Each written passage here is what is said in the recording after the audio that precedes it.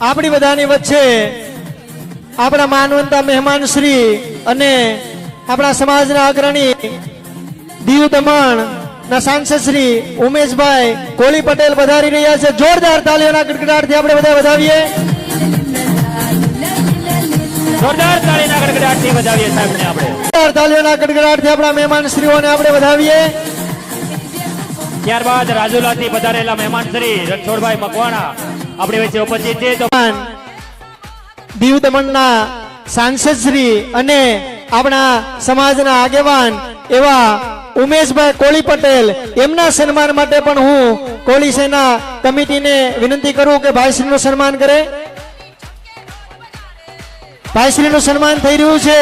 જોરદાર તાળીઓના ગડગડાટથી આપણે વધાવીએ।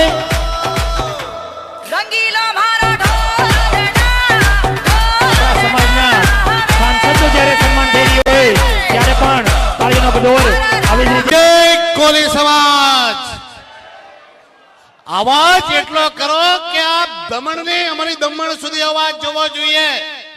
આપણે કોળી સમાજના લોકો ભેગા થયા છે। બોલો જય જય કોળી સમાજ, જય જય કોળી સમાજ। આજે સમસ્ત કોળી સમાજના વિદ્યાર્થી તેજસ્વી વિદ્યાર્થીઓના સન્માનમાં ઉપસ્થિત અખિલ ભારતીય કોળી સમાજના કાર્યકારી પ્રમુખ મનુભાઈ ચોપડાજી, આપણા સૌના લાડેલા ભાઈ શ્રી હીરાભાઈ સોલંકીજી તેમજ મંચ પર બિરાજમાન સૌ મહાનુભાવો, સમાજના આગેવાનો, વડીલો, માતાઓ, બહેનો, યુવાનો તેમજ આજે સન્માનિત થનારા આપણા તેજસ્વી વિદ્યાર્થી મિત્રો તેમજ તેમના માતા પિતાઓ। શરૂઆતમાં મનોભાઈએ મને અપક્ષનો સાંસદ કહ્યું। અપક્ષ એટલે જેની કોઈ પાર્ટી ન હોય, જેનો કોઈ હાઈકમાન્ડ ન હોય, પણ મિત્રો મારી હાઈકમાન્ડ છે આ કોળી સમાજ। હું તો સમાજનો સાંસદ છું, હું અપક્ષ નથી। મારી દમણની કોળી સમાજ અને દીવની કોળી સમાજે પાર્ટીઓને દરકિનાર કરીને મારા જેવા એક સામાન્ય વ્યક્તિને સમાજે કોળી સમાજનો સાંસદ બનાવીને મોકલ્યો છે। સાથે સૌપ્રથમ આ ભવ્ય કાર્યક્રમના આયોજકોને હું હૃદયના અંતઃકરણથી અભિનંદન પાઠવું છું। આજે આપણે આમ માત્ર વિદ્યાર્થીઓનું સન્માન કરવા માટે ભેગા નથી થયા, પરંતુ આપણા સમાજના ભવિષ્યને વંદન કરવા માટે એકત્રિત થયા છે। આજે જ્યારે આપણે આપણો તેજસ્વી તારલાઓનું સન્માન કરી રહ્યા છે ત્યારે તેમના માતાના પિતાને પણ સન્માન આપવું જોઈએ, કારણ કે બાળકની સફળતા પાછળ માતા પિતાની નિષ્ઠા, ત્યાગ અને સતત જાગૃતિ છુપાયેલી હોય છે। ત્યાગ અને તેમ સતત જાગૃતિ છુપાયેલી હોય છે। તેઓ પોતાના સંતાન માટે દિવસ રાત મહેનત કરે છે, માર્ગદર્શન આપે છે અને દરેક મુશ્કેલીમાં તેમની સાથે ઉભા રહે છે। આથી આજના સન્માન માત્ર વિદ્યાર્થીઓનો જ નહીં પરંતુ તેમના માતા પિતાનો પણ છે। અને સાથે સાથે હું તમામ માતા પિતાઓને નમ્ર વિનંતી કરું છું, કૃપા કરીને તમારી મહત્વાકાંક્ષાનું ભારણનું ટોપલું તમારા બાળકના ખભા પર અને એમના માથા પર નહીં નાખશો, કારણ કે દરેક મા બાપની એક ટેવ હોય છે કે પોતાની જે અધૂરી રહેલી ઈચ્છા હોય છે તે બાળકના ઉપર સોંપતો હોય છે। બાળકની પોતાની આગવી પ્રતિભા, એમની ક્ષમતા અને બાળકના સપનો હોય છે। તે શું બનવા માંગે છે, તેની રુચિ અને કાબિલિયત શું છે તેની પ્રાથમિકતા આપો। ઘણી વખત બાળક શિક્ષક કે ક્રિકેટર બનવા માંગતો હોય, પણ મા બાપ તેની વિરુદ્ધમાં તેને એન્જિનિયર, ડોક્ટર કે પાયલટ બનાવવા માંગતો હોય। આવી જબરજસ્તી થોપામાં પરિણામે તે બાળકના પોતાના પસંદના ક્ષેત્રમાં સફળ થાય તેવી શક્યતા ઓછી થાય છે। ઘણી વખત બાળક ના ઘરનો ના ઘાટનો બની જાય છે અને મા બાપની થોપાયેલી ઈચ્છાના કારણે બચ્ચો ડિપ્રેશનમાં ચાલી જાય છે।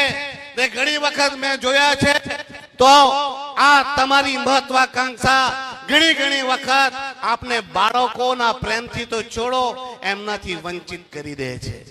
એટલે મા બાપોને મારી એટલી જ વિનંતી છે કે મા બાપ હંમેશા પોતાનું બાળકનું લાલન પાલન કરે, માર્ગદર્શન આપે, પરંતુ પોતાની ઈચ્છા શક્તિ એના પર ના થોપે.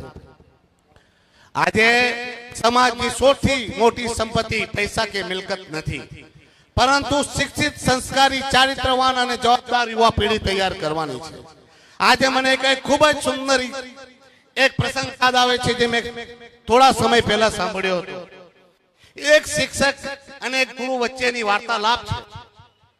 એક શિષ્યએ ગુરુને પૂછ્યું કે ગુરુદેવ, આજે મનુષ્ય પાસે જ્ઞાન છે, અત્યાધુનિક સાધનો છે, તક પણ છે, છતાં ઘણા લોકો પોતાના સપના સુધી પહોંચી શકતા નથી. તેનું કારણ શું? ગુરુએ શિષ્યને નદી કિનારે પાસે બોલાવ્યો અને નદી કિનાર પાસે જ્યાં એક વાણ લંગારાયેલું હતું, બોટ, તેના પાસે જઈને તેને પૂછ્યું કે શું આ બોટ છે એ નદીને પાર કરી શકે? તો શિષ્યએ કહ્યું કે આ બોટને જોતા મને 100% ખાતરી છે ગુરુદેવ કે આ બોટ 100% નદીને પાર કરી શકે. ગુરુએ ફરી પાછું પૂછ્યું કે જો આ નાવિકનો એટલે કે આ હોડીનો ખલાસી ને ચલાવતા પણ આવડતી હોય આ બોટ, અને સામે કિનારો પણ દેખાતો હોય, તો શું આ બોટ ત્યાં પહોંચશે ખરી? શિષ્ય બોલ્યો ચોક્કસ ગુરુ મહારાજ, ચોક્કસ પહોંચશે. ગુરુ મહારાજ હસ્યા, પણ એમને ફરી સવાલ પૂછ્યો, પણ જો નાવિક પાસે હોડી ચલાવવાની ઈચ્છા જ ન હોય તો? શિષ્ય મૌન થઈ ગયો. પછી ગુરુએ તેને પૂછ્યું કે એના પહેલા એક પ્રશ્ન બીજો છે મારો, તેનો જવાબ આપ. નદીને પેલે પાર જવું શા માટે? તારે પેલી પાર જવું શા માટે? શિષ્ય પાસે કોઈ જવાબ નહીં હતો. ત્યારે ગુરુએ કહ્યું કે જીવનનો સૌથી મોટો પ્રશ્ન એ નથી કે તમારી પાસે કેટલી ક્ષમતા છે ને કાબિલિયત કેટલી છે. જીવનનો સૌથી મોટો પ્રશ્ન એ છે કે તારા જીવનનો ઉદ્દેશ્ય શું છે. જેને ખબર જ નથી કે ક્યાં પહોંચવાનું અને શા માટે પહોંચવાનું, માટે દિશા, કોઈ પણ દિશા યોગ્ય હોતી નથી. હોડી એટલે ક્ષમતા, દિશા એટલે જ્ઞાન, પતવાર ચલાવવાની શક્તિ એટલે પ્રેરણા, પરંતુ નદી પાર કરવાનો ઉદ્દેશ એ બધાનું મૂળ છે. ઉદ્દેશમાં પ્રેરણા જન્મે છે, પ્રેરણાથી પ્રયત્નને અર્થ આપે છે, દિશા પ્રયત્નને માર્ગ આપે છે, અને સતત પ્રયત્ન વ્યક્તિને સફળતા સુધી પહોંચાડે છે. મિત્રો, આજના જીવનમાં લક્ષ્ય હોવું ખૂબ જ મહત્વપૂર્ણ છે. લક્ષ્ય વિનાનું જીવન પશુના જીવન સમાન ગણાય છે. સ્વામી વિવેકાનંદે કહ્યું, ઉઠો, જાગો અને ધ્યેય પ્રાપ્ત ન થાય જ્યાં સુધી રોકાશો નહીં. પરમ પ્રશ્ન એ છે, જાગવું એટલે ઊંઘમાંથી ઉઠી જવું એ ના. સાચું જાગવું એટલે અંદરના આળસ, ભય, નિરાશા, કાયરતા, હીન ભાવના થી બહાર આવવું, પોતાની અંદર શક્તિને ઓળખવી, મોટું લક્ષ્ય પોતાનું મોટું બનાવો, અને એ લક્ષ્યને સાકાર કરવા માટે સતત સંઘર્ષ કરવો ખૂબ જ મહત્વપૂર્ણ છે. પ્રિય વિદ્યાર્થી મિત્રો, આજનો વિકાસ માત્ર ડોક્ટર, એન્જિનિયર, આઈએસ, આઈપીએસ બનવાથી જ નહીં થાય. સમાજને ઉત્તમ શિક્ષકની જરૂર છે, વૈજ્ઞાનિકોની જરૂર છે, ઉદ્યોગપતિઓની જરૂર છે, ન્યાયાધીશોની જરૂર છે, ખેડૂતો માટે નવીનતા લાવે એવા યુવાનોની જરૂર છે, સારા સમાજ સેવકોની જરૂર છે, અને સમાજ હિતમાં કાર્ય કરનાર સારા શક્તિશાળી ચૂંટાયેલા રાજકારણીઓની પણ તેટલી જ જરૂર છે. કારણ કે શિક્ષણ સમાજને શક્તિ આપે છે, પરંતુ યોગ્ય નેતૃત્વ સમાજને દિશા આપે છે. આજે આપણે આપણી આસપાસ નજર કરીએ, શું આપણા સમાજના તમામ લાયક યુવાનોને તેમની ક્ષમતા પ્રમાણે નોકરી કે અન્ય તકો મળે છે ખરી? શું માત્ર પ્રતિભા મળી જવાથી તેમને સફળતા મળી જાય છે? પ્રતિભા સાથે એકતા, સંગઠન, જાગૃતિ અને જાહેર જીવનમાં સક્રિય ભાગીદારી પણ એટલી જ જરૂરી છે. ઇતિહાસ સાક્ષી છે, નાના સમાજોએ પણ શિક્ષણ, જાગૃતિ, મજબૂત સામાજિક સંગઠન અને રાજકીય શક્તિના આધારે વિકાસના નવા ઇતિહાસ રચ્યા છે. આજે આપણે જોઈ રહ્યા છે, આજે કોળી સમાજ ગુજરાતમાં નહીં પણ ભારતમાં મોટોમાં મોટો સમાજ છે, છતાં આજે આ ગુજરાતમાં પણ જોઈ રહ્યા છે મુઠ્ઠી જેટલા નાના નાના સમાજવાળાઓ આપણા ઉપર શાસન કરી રહ્યા છે. એટલે જ કહું છું, શિક્ષિત બનો, સંગઠિત બનો અને રાજકીય શક્તિ મેળવો. કોળી સમાજ, હું વારંવાર કહું છું, સમાજ જો જાગે તો સમાજનું નેતૃત્વ આ ગુજરાતનો મુખ્યમંત્રી બનીને કરી શકે. મુખ્યમંત્રી જ નહીં, સમાજ એક થાય તો દેશનો વડાપ્રધાન પણ, આ દેશનો વડાપ્રધાન પણ આપણો સમાજ નક્કી કરી શકે. એટલે જ કહું છું કે મોટા અધિકારી બનો, મોટા અધ્યક્ષપતિ બનો, વૈજ્ઞાનિક બનો, પણ જ્યાં સુધી રાજકીય શક્તિ આપણે નહીં મેળવીએ ત્યાં સુધી કઈ મળવાનું નથી. મારું માનવું છે આજે રાજકીય શક્તિ વિના સમાજનો ઉદ્ધાર શક્ય નથી. તેથી આજના યુવાનોને પણ સારા રાજકીય નેતા બનવું પડશે.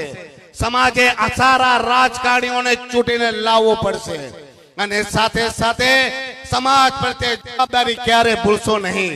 કારણ કે મેં જોયા છે જ્યારે ચૂંટણીમાં સીટ માંગવાની હોય ત્યારે આ સમાજનું નામ લઈને ચૂંટણીમાં સીટ માંગે છે. ચૂંટણીમાં જ્યારે એમને મત જોઈએ ત્યારે સમાજને કહે છે કે હું સમાજનો દીકરો છું અને ચૂંટાઈ જાય બાદ પૂછે છે મને તો પાર્ટી ના કહે છે. ત્યારે એ પાર્ટીનો ગુલામ બને. એટલે કહેવાનું કે સમાજે સમાજના દીકરા અને સમાજની ભાવના વાળા વ્યક્તિઓને ચૂંટવાની જરૂર છે.